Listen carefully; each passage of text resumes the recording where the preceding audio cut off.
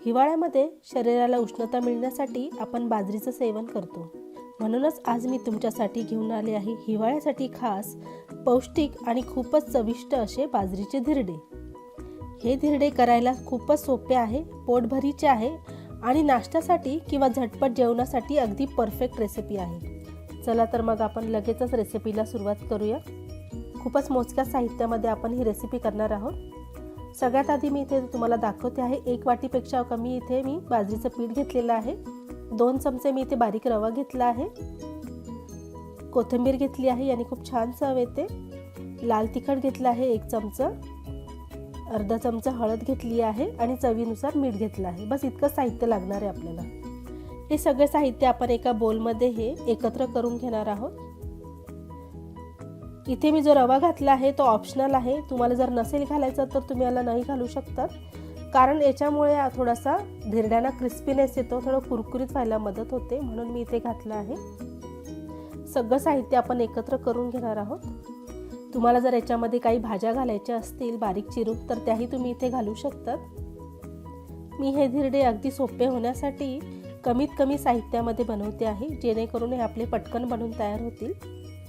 यात मी थोडं थोडं करून पाणी घातलेलं आहे आणि एक सरसरीत बॅटर आपल्याला इथे तयार करून घ्यायचं आहे. खूप घट्ट ठेवायचं नाही आहे. जर जितकं पातळ आपण करू तेवढे छान असे पातळ हे धिरडे तयार होतील.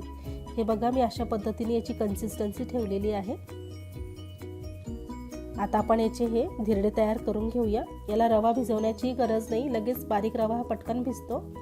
एका गरम तव्यावर मी थोडंसं तेल लावून घेतलं आहे आणि गरम असतानाच आपण याच्यावर हे बॅटर घालणार आहोत, जेणेकरून याला छान अशी जाळी पडते.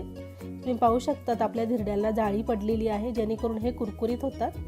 एका बाजूने छान असे भाजल्यानंतर आपण याला उलटून घेणार आहोत आणि तुमच्या आवडीप्रमाणे याच्यावर तुम्ही तेल किंवा तूप लावू शकतात आणि दोन्ही बाजूने छान असं खमंग भाजून घ्यायचं आहे. तुम्ही रंग पाहू शकतात किती सुंदर आलेला आहे आपल्या धिरड्यांचा.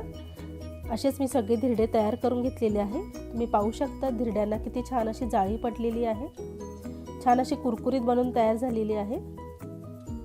तुम्ही याला दह्यासोबत किंवा लोणच्यासोबत किंवा कुठल्याही चटणीसोबत खाऊ शकतात. खूपच चविष्ट लागतात. तर असे झटपट होणारे बाजरीचे धिरडे तुम्हाला कसे वाटले आहे तुम्ही कमेंट करून नक्की सांगा. आणि व्हिडिओ जर तुम्हाला थोडाही आवडला असेल तर नक्की एक लाईक करा आणि माझ्या चॅनलला सबस्क्राईब करायला अजिबात विसरू नका. पुन्हा एकदा भेटूया अशाच एका स्वादिष्ट रेसिपीसोबत. तोपर्यंत धन्यवाद.